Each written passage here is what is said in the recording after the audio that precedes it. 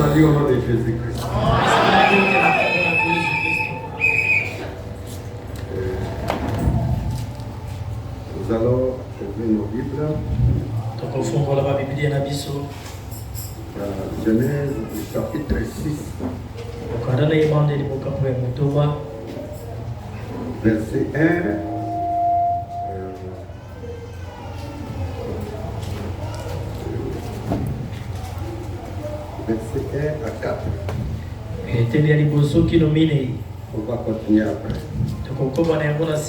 Lorsque les hommes eurent commencé à se multiplier sur la face de la terre, Tango bato bayaki mingi na mokili. Et que des filles leur firent nées.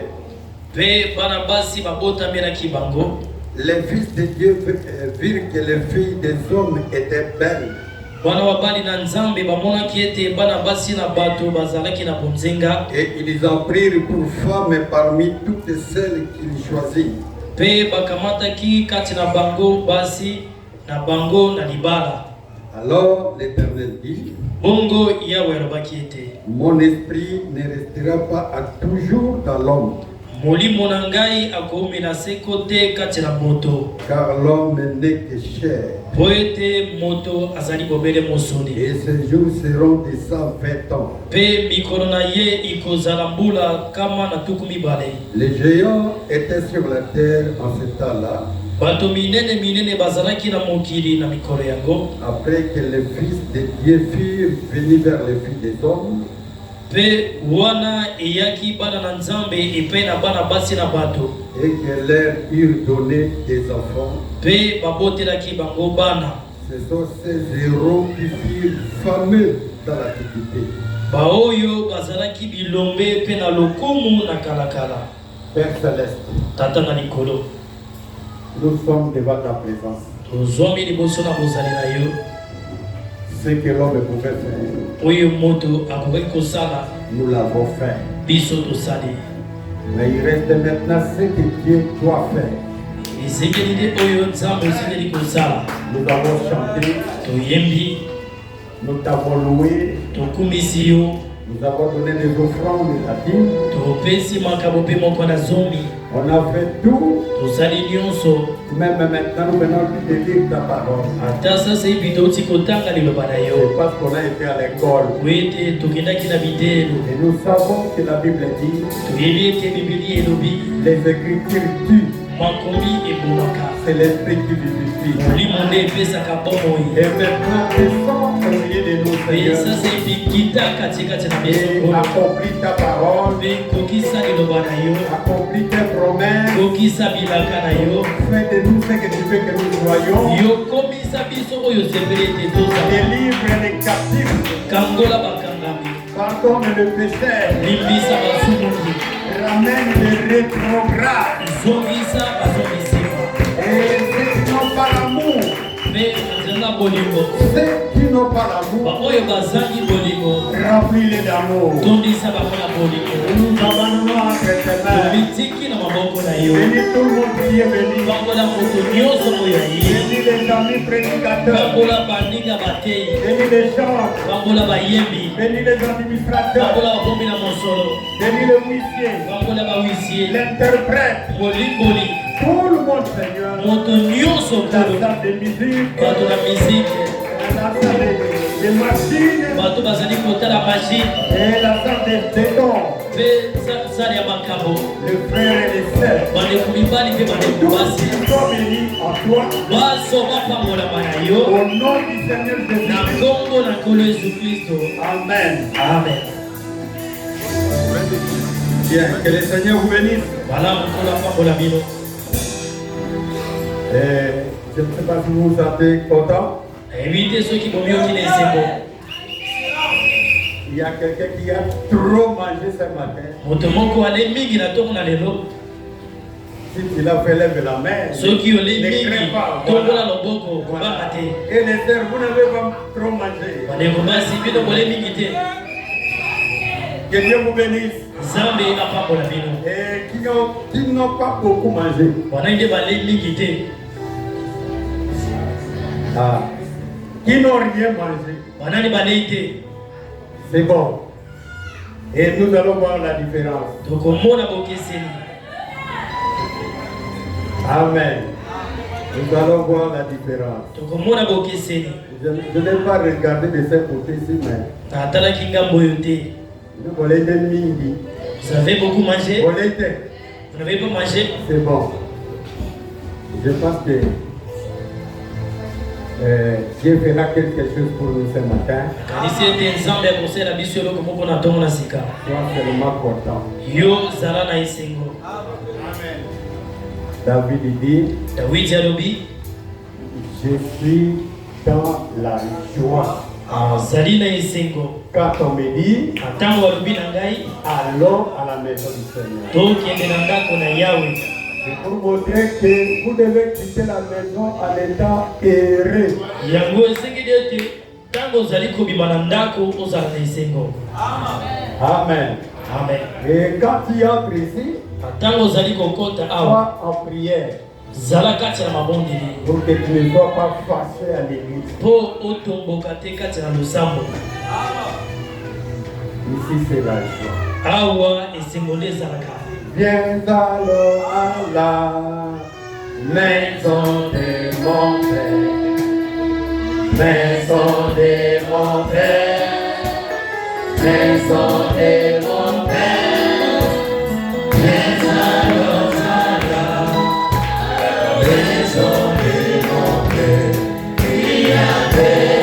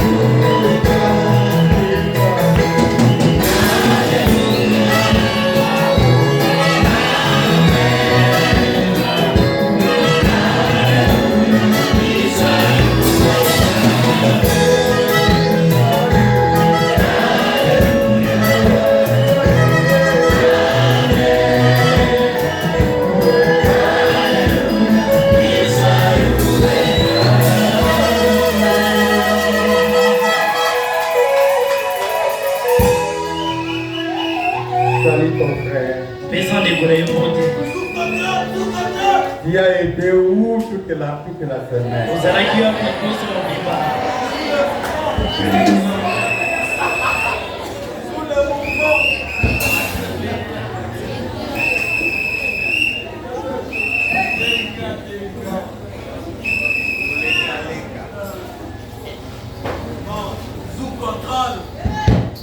Vous voyez que aujourd'hui, le huissier a un problème sérieux. Et les concierges aussi ont un problème sérieux. Pour aller chercher les chaises. Alors que le mercredi et le vendredi,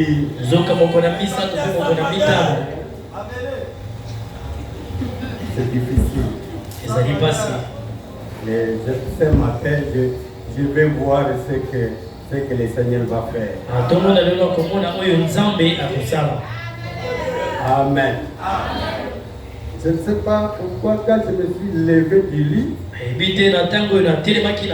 ce matin, j'ai commencé seulement à chanter. Et qu'on a la passie, Sopinga inazaki do. Sous contrôle. Bamo kiliba oto. Nikolani lola. Ona nini.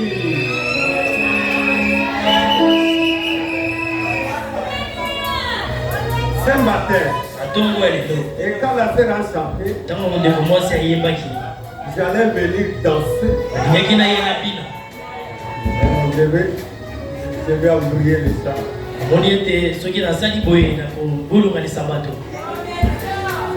C'est une chanson question.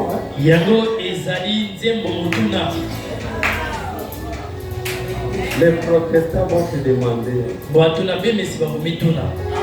comment tu as raté le ciel. Toi qui avais tout.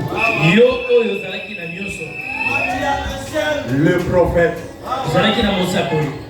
la colonne de feu, zalaki na likonzi na moto, la nuée de gloire. lipata na nkembo, Ou encore, nini mosusu, les messages. sango malamu, Tu avais ça. nyonso wana ozalaki na yango. Chasse aux questions. Ezali nzembo motuna. Ok, que Dieu bénisse. Zambe akambola bino. Ce matin, Atongo na lelo, nous allons parler de la garnison de la prière. tokosolola mpona oyo etali epekiseli ya mabondeli. Deuxième partie. Eteni ya mibale. En rapport avec la construction de l'arche. Mpona oyo etali kotongama ya sanduku. Comment nous avons construit l'arche Ndenge nini Noa atongaki masuwa pour sauver les élus. mpona kobikisa baponami. Alors notre garnison de la prière, Boye epekiseli na biso ya nous mabondeli. allons nous référer sur la construction de l'arche. Biso tokotala kokokana kotongama ya masuwa. Amen. Amen. Qui était né quand le monde est entré dans la confusion, dans la méchanceté? Qui était né pendant ce temps-là? Nani nde abotamaki, banani babotamaki na ntango mokili ekomaki na bokanza? Mukulu makambo banani babotamaki. Qui était né à cette époque? Si yango toti kotanga kasi. C'est ce que nous venons de lire à peine même. Banani. C'était qui? Bien-aimé, montre-moi quand vous êtes. Lui, il n'a pas. Lui aussi ne crée pas.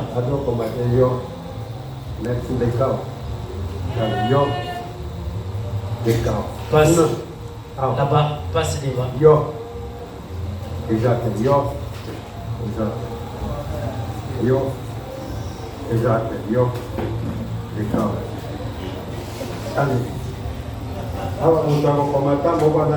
Ici, il n'y a personne qui écrit.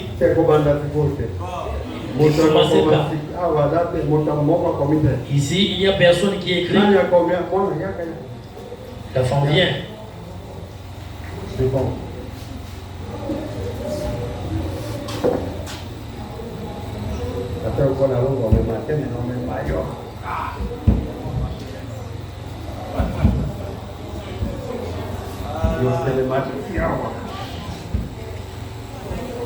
Azali na papier na. Lui, il a les papiers et les stylos. Allez, allez, mon. Qui encore? Ok. Ah, on a encore. Ici, qui écrit? Ah. Ici. On a fait la ville que dit que. On a fait l'autre côté. On a pas. Yo, là, c'est comme là. Là, l'autre. Ok. Matin. C'était là. Ah, c'est ça. Berana mau berana. Awak. Stop. Ba. Berana dulu ba. Tahu pun. Zero. Stop. Awak.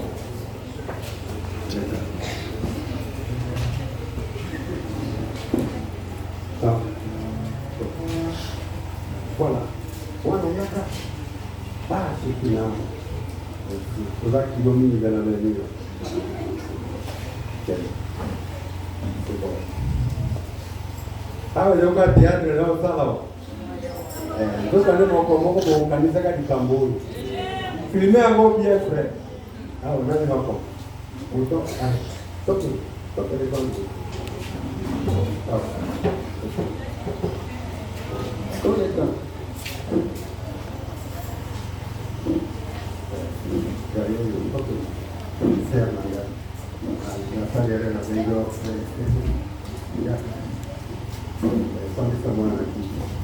Agua.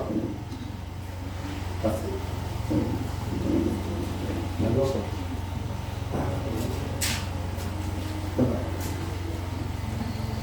Voilà. Ukanda uko masiko teo. Ndio ni kafumari. Nani anugwao? Nani? bato ya presse, bato ya media, oza na ekomeli okoma te. Ndenge okomeza te. Ndenge okomeza te. C'est vrai. Nani alongwa? Tade. Tade. Yo ndo mami yao. Oza na baila biki. Okoma na telefone. Nani yao? Tade alongwa. Iwa. Oza na baila biki. Exactly.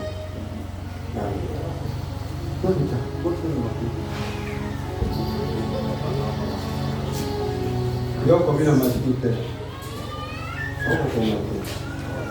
Tumaini kwa masiku. Hawa. Lakini mama ndio hapa mwana. Bikala. Ni kutani. Pakon muleka. Pakon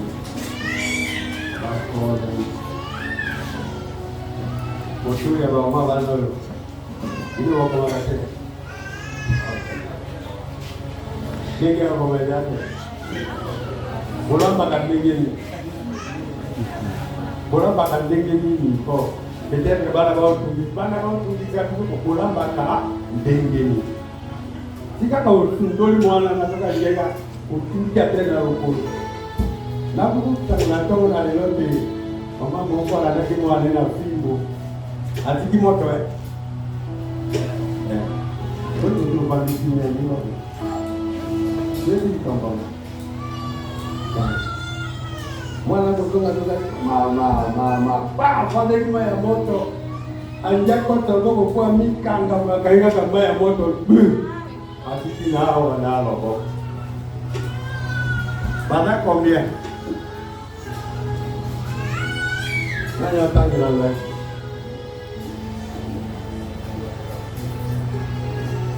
nana ndoki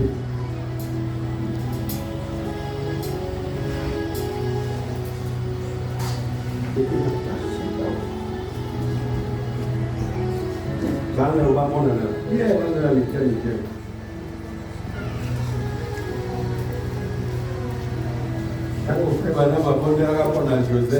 Car frère, on avait pris pour Joseph.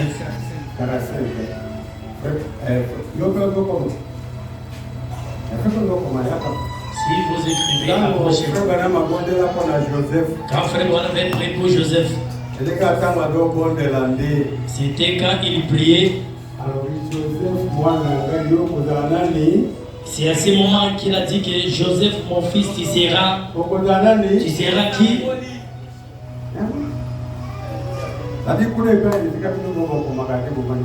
Vous là, vous n'écrivez pas, vous restez comme ça.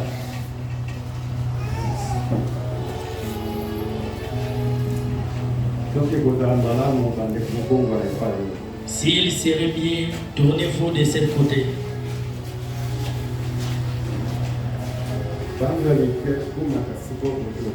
Faites monter les affaires.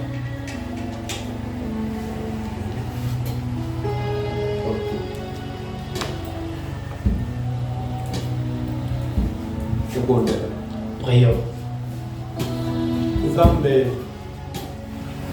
kaka uzali malamu mutindo moko lobi lelo kelibela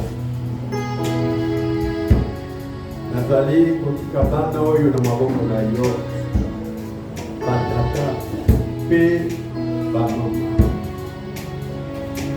liboso na yo nkolo bazwi posa ya koloba ete makomi oyo etikala na mito na bango te ezala na kasa koyetela mwa ntango moko akoki kofungola mpe amoni yango ezokiseli ye likambo ya sika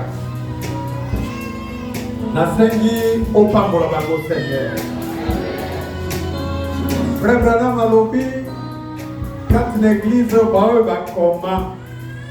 bakoma batei quelque part namoni bazali basi mibali bana bilenge ya mibali mpe ya basi ayebi Seigneur Jésus lipamboli na yo opamboli biso na mapamboli ya ndenge nyonso Paul alobi ete topambwami na koloba minoko na sika topambwami na bolingola bakota na sika topambwami na bavision topambwami na bandoto topambami na baprophétie, topambami na bavoix audible, na voix intérieure nyonso ezali mapambomi. Nakamati bandeko mibali na bana ya mike oyo ya mibali. Seigneur, travaillez bango ndenge oyo olingi. Kati na bango mokolo moko akotelema ete ateya liloba oyo lokumu ekozonga epai na yo. Mokolo moko kati na bango akotelema azala ata diacre, administrateur, huissier, trésorier, ata secrétaire, lokumu ekozonga epai na yo. Merci Seigneur. Baoya basi, ba mama mikolo, kolo, yolo bakete mikolo na bino bakolota bandoto. Ikaeto fungola miso na bango. Papa de la vase disponible pour yo. À tel point que Seigneur boya basi, tango bakokota mabala. Na yo katabali pasteur, abali diacre, abali administrateur, abali moko motei. Lokumu kozonga bana yo. Salela bango ngolu. Ata bakomi mikolo. Abraham abombo makia komi mokolo. Jacob, Israël abombo makia komi mokolo. David Salomon. Salela bango boye mokonzi. Abonde yo la sena makila. Na kongo na kole Yesu Kristo. Amen. Merci beaucoup de mon père. Bien. Madame, nous continuons avec la lecture. Tokobi na litangi. Nous nous sommes arrêtés au verset combien? Totelemaki na eteni ya boni. Verset 4. Eteni ya minei. Nous prenons maintenant le verset 5. Tokamati eteni ya mitano. L'Éternel vit que la méchanceté des hommes était grande sur la terre. Yahweh amonaki ete masumu na bato izalaki mingi na mokili. Et que toutes les pensées de leur cœur se portaient chaque jour uniquement vers le mal. Pete makanisi nyonso kati na mitema na bango izalaki bobele kati epai na mabe. L'Éternel se repentit d'avoir fait l'homme sur la terre. Yahweh ayokaki mawa ete asalaki moto kozala na sen. Je commence déjà à préparer cette prédication. Nabandiko bongi salite ya oyo. L'Éternel se repentit Yahweh ayokaki mawa d'avoir créé l'homme. Pona kosala moto. Et il fut affligé à son cœur. Pe likambo yango epesaki ye bolonzi na motema. L'Éternel dit, Yahweh alobaki ete j'exterminerai de la face de la terre l'homme que j'ai créé. nakolongola na mokili bato oyo esalaki ngai. Depuis l'homme jusqu'au bétail, Bato pe bibwele aux reptiles pe oyo ekolanda et aux oiseaux du ciel, pe ndeke na likolo. car je me répands de les avoir faits. Po ete nazali na mawa ete nazalisaki bango. Mais Noé trouva grâce aux yeux de l'Éternel. Kasi Noa azwaki ngolu na miso na Yahweh. Amen. Amen. Et voici la postérité de Noé. Bota na libota na Noa. Nous descendons directement au verset 13. Tokitina etena kotanga zomi na misato. Alors Dieu dit à Noé, Zambe alobaki na Noa ete la fin de toute chair est arrêtée par devers moi. nasili kokana kosilisa bato nyonso. Car ils ont rempli la terre de violence. Po ete mokili etondi na yauli. Voici, je vais les détruire avec la terre. Pe nakobebisa bango elongo moko na mokili. Amen. Amen. Verset 14. Etena zomi na minei. Fais-toi une arche de bois de gopher. Sala masuwa po na yo na nzete na gofene. Tu disposeras cette arche en cellules. Sala biteni kati na masuwa. Et tu l'enduiras de poids. Pe pakola yango na kati pe na libanda na paka. Voici comment tu la feras. Sala yango boye. L'arche aura 300 coudées de longueur. Masuwa ekozala molai mapeko kama misato. 50 coudées de largeur. Pe monene na yango mapeko tuku 30 mitano coudées de hauteur. pe mosanda na yango mapeko tuku Tu misato feras à l'arche une fenêtre sala likolo na mazuwa sala yango lipeko moko et tu réduiras à une coudée en haut. Tu établiras une porte sur le côté de l'arche tia ekuke na etutu na mazuwa et tu construiras un étage à l'étage inférieur, pe sala mokili na se na mokili na un kati second et un troisième. ya mibale pe na ya misato 17. zomi na Et samba moi je vais faire venir les déluges d'eau sur la terre ngai moko na kotinda pela na mokili pour détruire toute chair ayant souffle de vie sous le ciel. mpona kobebisa mosuni nyonso ezali na pema na bomoi Tout na ce mose qui na est sur mokili la terre périra. nyonso ezali na mokili ikokufa Mais j'établis mon alliance avec toi. kasi nakosala kondima na ngai na yo Tu entreras dans l'arche, toi et tes fils, ta femme et les femmes de tes fils avec toi. mpe yo okokota na masuwa na bana na yo ya babali misato De- mpe mwasi na yo mpe basi na bana na yo Et tout elongo ce qui vit, kati na nyonso de toute chair, na kati na nyama nyonso na tu bomoi feras entrer dans l'arche deux de chaque espèce okokotisa na masuwa mibale na lolenge na pour les lolenge conserver en vie avec toi. ete etikala na yo elongo na Il bomoi y aura un mâle et une femelle. ikozala mobali mpe mwasi Des oiseaux selon leur espèce. ndenge lolenge na lolenge Du bétail selon son espèce. mpe bibwele lolenge na Et lolenge de tous les reptiles de la terre selon leur espèce. mpe oyo ikolandaka na mokili lolenge na lolenge Deux de chaque espèce viendront vers toi. mibale lolenge na lolenge ikoya epai na Pour yo que tu leur conserves la vie. ete obatela yango na bomoi Et toi, kasi 21. kamata Prends de tous les aliments que l'on mange. kamata mpe biloko nyonso na kolia Et fais-en une provision auprès de toi. mpe batela yango epai na yo Afin qu'ils te servent de nourriture ainsi qu'à eux. ete bino mpe nyama bolia yango C'est ce que fit Noé. noa asalaki bongo Il exécuta tout ce que Dieu lui avait ordonné. mpe asilisaki yango yonso elakaki nzambe ye Amen.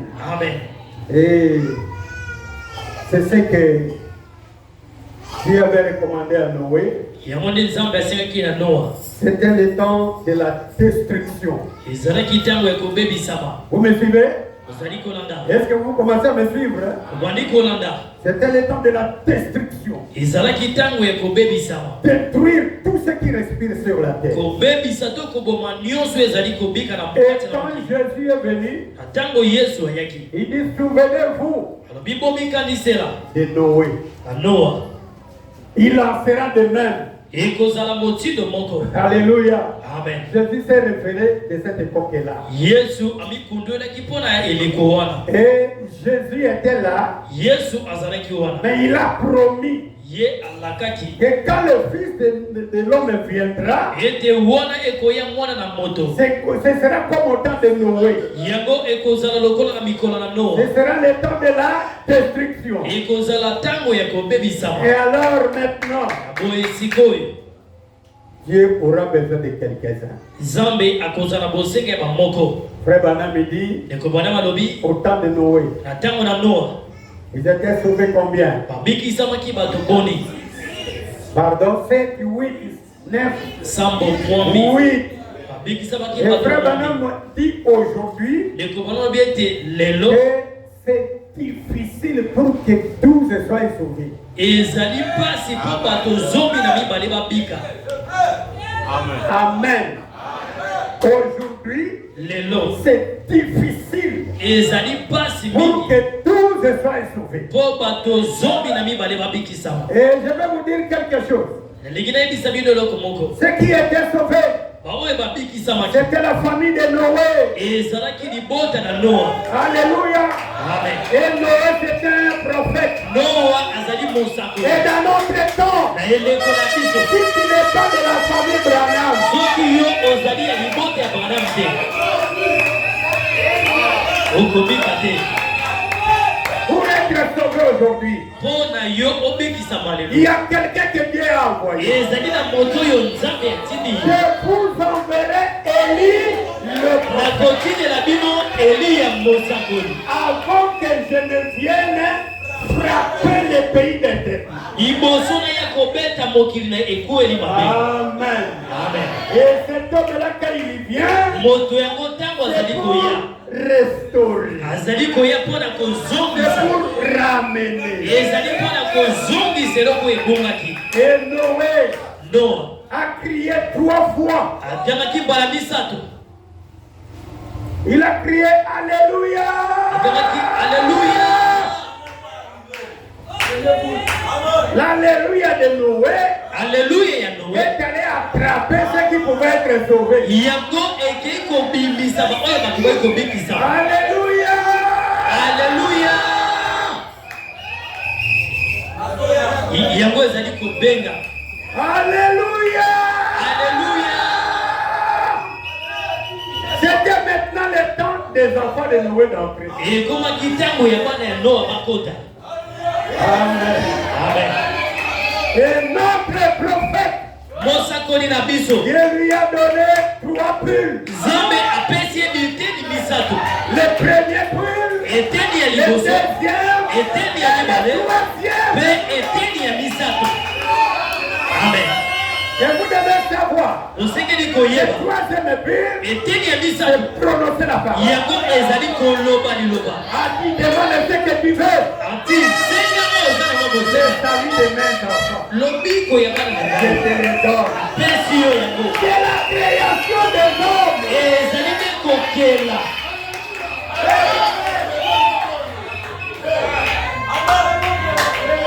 Amen. Amen. Pourquoi nous parlons de la garnison de la prière? Kana ntina tozali kosola mpona epekiseli ya mabondeli. Parce que le de la construction de Noé. Na kotalaka kokoka na kotongama ya masuwa ya Noa. Et vous avez pris beaucoup de temps. Hein? Ozwaki ntango mingi. Vous avez chanté combien de cantiques? Oyebaki banzembo mone. 2, 3, 4. Vous avez chanté 9 chansons. Oyebi nzembo liboa. Pas même 9, mais c'est plus que 9. Yango eleki banzembo liboa. Le directeur de char a donné 4 chansons. Motina nzembo ayebi nzembo mine. Frère Augustin a donné 3 chansons. Nekomba de Augustin ayebi nzembo misato. Ça fait combien? Sambo. La sœur Hélène Deko mwasi Hélène. et frère Israël Nekomba l'Israël. qui a chanté ici la promesse pour les élus. Nani ndai ayebi awa ilaka mpona baponami. C'est 11, n'est-ce pas? 10 ou 11. Zomi to zomi na moko. Et 30 minutes, bolongola ye. Miti misato ko misato. Aboyembi awa. Comme vous venez de Nani chanter, balongoli ye. qui on lui a retiré de la scène.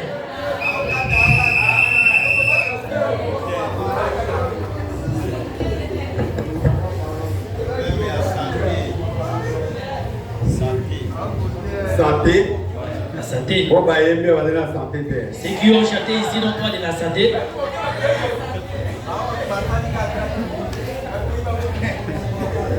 C'est bon. Maintenant, nous allons maintenant commencer. Voilà bien, siko tolingi kobanda. Et je vais insister surtout sur le verset 14. Ngai penza na kobeta asete na eteni ya kotanga zomi na mine. Le verset 14 nous dit ceci. Eteni ya zomi na mine elobi boye. Et fais-toi une arche Sala masuwa de bois de gopher. na nzete na gofele. Tu disposeras cette arche en cellules Sala biteni kati na masuwa. et tu l'enduiras de poids en dedans et en dehors. Pe pakola yango kati pe na libanda na paka. Voilà. C'est ça Yango ne ezali. notre sujet de ce matin. Moto na lidia na biso na ntongo na lelo. Nous allons nous arrêter sur le verset 14. Tokotelema na eteni ya zomi na mine. Merci. Matonzi. Et le verset 14 de la première partie, eteni ya zomi na mine eteni yango ya liboso c'est fais-toi une arche de bois de gopher. ezali sala masuwa mpo na yo na nzete na gofer. Noé était là attentif. No azalaki na bokengi.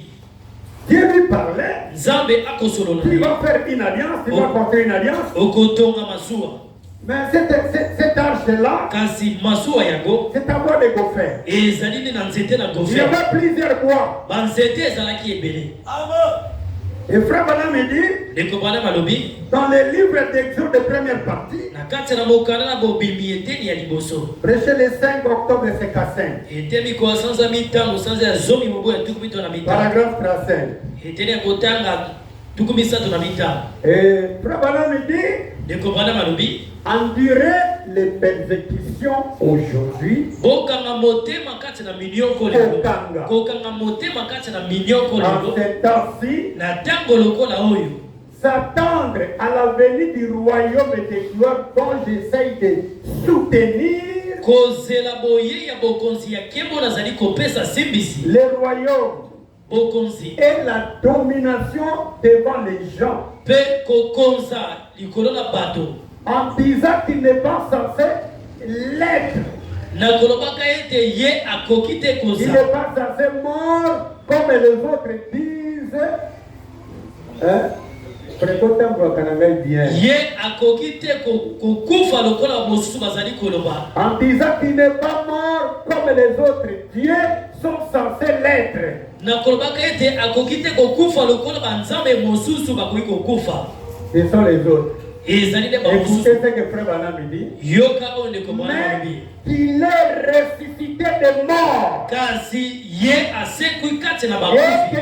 qu'il est vivant au siècle des siècles. Pe azali na bomoi libela na libela. Vous croyez ce que les autres disent ou ce que le prophète dit? Bino bonzimi oyo bamosusu bazali koloba to Les oyo mosusu autres balobi. disent que Jésus est mort comme les autres dieux. Bamosusu balobi ete Yesu akufa lokola banzambe Branham mosusu. dit, bien qu'il est mort, il est ressuscité. Balobi ete ata te akufi kasi asekwi. Et qu'il est vivant Pe azali na au bomoi siècle libela des siècles. na libela. Vous croyez, Frère Branham? Bonzimi ndeko bwana. Oui, que Dieu vous bénisse. Iyo nzambe apambola bino. C'est ce que Frère Branham essaie de soutenir. Yango nde ndeko bwana bazali kopesa Quand il sisi. soutient ça, Ata bazali il kopesa est yango en train sisi. d'endurer les épreuves et les persécutions. Ye azali kokanga motema kati na minioko pe kumikakata. Frère Branham dit, observez-les. Ndeko bwana ete botala ye. Botala yango. Botala yango. Oh, j'aime ceci. Oh, nalingi yango. Cela fait que je me sens vraiment religieux. Yango ezali kokomisa ngai penza mosambeli. Quand j'y pense, Na tango nazali kokanisa mpona eh yango. bien, Malamu. Dieu a précisé les genres de bois que Noé devait utiliser Nzambe apesaki na sikisiki nzete ya oyo no akoki kosalela pour construire l'arche. mpona kotonga masuwa. Et c'était appelé le bois de... Yango ebiangamaki nzete ya gofer. Alléluia. Amen. La précision.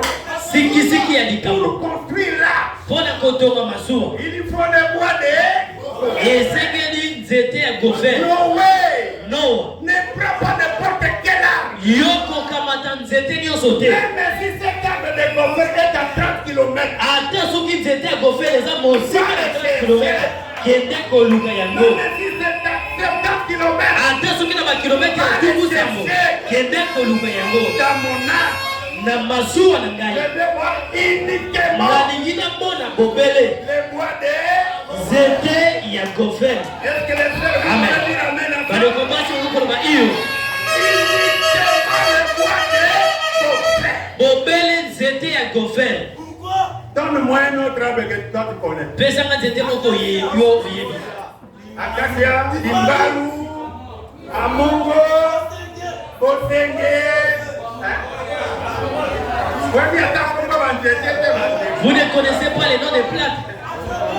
Avocat, Apromosia, Bois rouge, Bois noir. Mais Dieu dit, Nzambe alobi je ne veux pas voir ces arbres. nalingi namona nzete wana te. Je veux voir uniquement Na lingina mona bobele. le bois de Nzete ya gofer. Ne dites pas amen. Loba iyo. Alors, quand il a précisé ça, Na tango ya pesi siki ya boye. le bonhomme dit ceci. Ndeko bana balobi boye. Seulement le bois de Gopher. Bobele nzete ya gofer. Mokolo moko. Il m'est arrivé de chercher. Et comme la kingena kende koluka. Et je me disais, Pe na milobelaki. eh bien, Malamu. quel genre de bois était-ce? Yango ezali motindo nini ya nzete. Ainsi, je me suis mis à chercher dans les mots, Pe na bandeki koluka kati na makombo. dans les dictionnaires, Kati na buku ya nzimbole ya et makombo. autres, Pe na bamosusu. pour voir ce que signifiait le bois de Gopher. Pona kotala nzimbole ya nzete ya Est-ce gofer. que vous êtes avec moi? Ozali eloko pona ngai. Le bonhomme dit, et Bana alors, malobi na boye. j'ai vu ce que c'était. Na moni penza oyo yango elingi koloba. C'était un arbre, un bois vraiment. Yango ezalaki nzete moko ya kimia, Il y a pété. ya pete. Tout le monde est déjà dans mon poroté. C'est d'où la dépasse Donc, on là-bas. a un dictionnaire de Karbassa, c'est de l'île. Mais pour Naoyo, pour on celui-ci, était à pété. Il avait dit que c'était un arbre qui est flexible. Un arbre qui est flexible, donc il peut plier facilement. Un arbre doux. Zete o ezali pété. Alléluia. Amen. Et un bois vraiment doux Yango ezali nzete oyo ya pété. et tendre. Pe oyo elembi. L'ennemi. Alléluia. Amen. Et est-ce que Bandeko vous parlez bien? Et bien aimé, est-ce que vous m'écoutez bien? Ils ont de la bonne moyenne. Et Dieu vivant. Il a dit qu'on puisse lui choisir uniquement que le bois de gofer. Oyo ezali pété. Je me suis dit, Pe na milobelaki. dites donc, Tolobani, Toloba nini? comment cela peut-il s'appliquer aux croyants? Ndenge nini yango ekoki kokokisama kati na bandimi. Ndenge nyamwe okukokama na mondimi. Bon, Nzambe akoorganize éternel à Gopher. Parce que Dieu dit, les bois de gofer, Okokani na mondimi. cela est conforme au Ndenge croyant. ekokisama na mondimi. Comment cela peut-il appliquer au Est-ce que vous croyant? me suivez? Vous allez Le kolanda. frère Branham me dit, De Kobana Malobi, l'arche est construite comme l'église. Masua etongami lokola losambo. L'arche Masua était l'église. ezalaki losambo. Et j'ai dit, Pena lobaki. oh, je vois cela bien. Oh, namoni yango Il y malamu. a quelqu'un qui a vu ça. Ezali moto moko ya Il moni. a même crié, oh, je vois ça bien. De Kobana bakangi alobi, oh namoni yango nzambe. Cela est construit avec les croyants Yango etongami na banzimi. qui ne sont pas froids. Ba oyo bazali malili te. Les croyants qui sont tièdes, qui sont froids. Amen. Un chrétien qui est froid comme ça.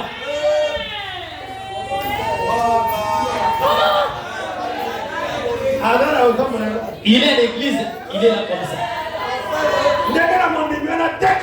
Ces gens de croyants déclassés. Nous sommes dans l'âge de la chaleur. Amen. L'âge où vous ressentirez un chrétien qui est chaleureux. Si tu es un croyant qui est froid, on le met de côté. Azali te moto azali malini. Oyo azali na bokese. Lui ne connaît pas comment arranger les choses. Pardonnez-moi, je vais enlever la veste.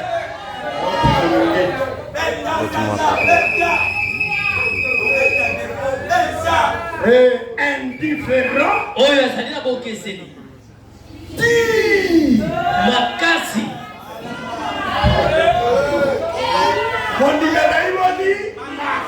Un chrétien qui est digne. Il n'y a plus moyen de lui plier comme ça. je me sens religieux. azali komiyoka mosambeli Mondindi. Ngala benga na ba terme ya biso. Ngala kimboka. je peux t'appeler dans nos termes là Mondindi na di tindindi. un croyant qui est vraiment tellement solide. Soko nyoka na ba kumba ebo. Si tu viens lui prendre pour lui plier comme ça, c'est lui qui te tire. Amen. Amen. Ngana teni tambo. Moi, j'ai mis mes pièges. Soko kamati babenga kango sumbe. Bino benga sumbe.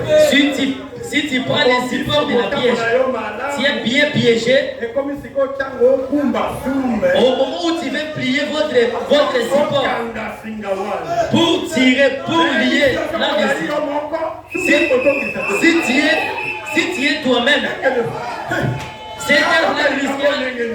Comment je saurais cela? C'est genre de croyant, Dieu te met à l'écart. Et croyant qui est difficile, qui est dur. Tu veux lui plier comme ça? Non. Amen. Amen. Un tel croyant. On dit bien bon. Amen. Pas de croyants durs. Et ezali te mondimi oyo eza makasi. Mais plutôt Kasi oyo azali pete. Pe oyo azali kogumbama na pete. entre les mains de qui? Na maboko ya nani?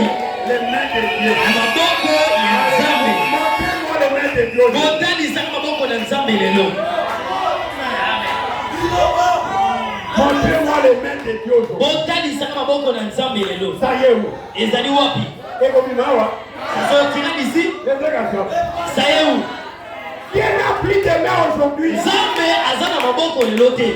Ce sont nos mains qui l'utilisent. Ya maboko ya biso nde azali kosalela. Flexible entre les mains de Dieu. Oyo azali akoki kogumbama na pete na maboko na Nzambe. C'est avec cela que l'arche était construite. Na yango nde masuwa etongamaki. Oh! Oh! J'ai dit. Alobaki. Gloire au Seigneur! Kembo na Yawe. Est-ce que tu peux le dire? Yo koki koloba. C'est bien. Ezali malamu. Est-ce que c'est bien? Ezali malamu. Allez, nous descendons. Tokiti. 36.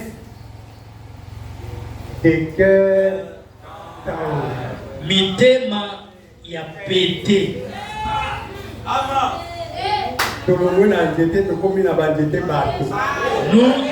Nous avons quitté les arbres et on descend maintenant dans les arbres personnes. Celui qui a un cœur.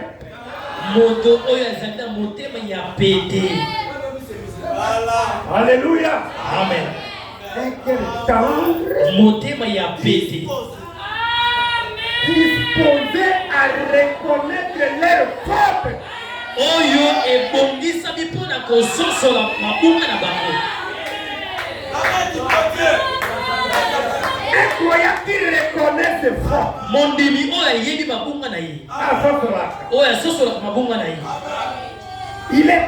Il est disposé à reconnaître ça. Ye abongisami mpona kososola mabe na ye. Pas question de citation. Ezali te batangela ye matangi.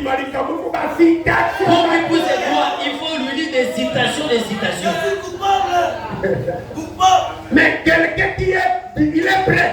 Moto oyo aselengwi ntango nyonso À reconnaître ses fautes. mpona kososola mabunga na Et ye à dire. mpe aloba.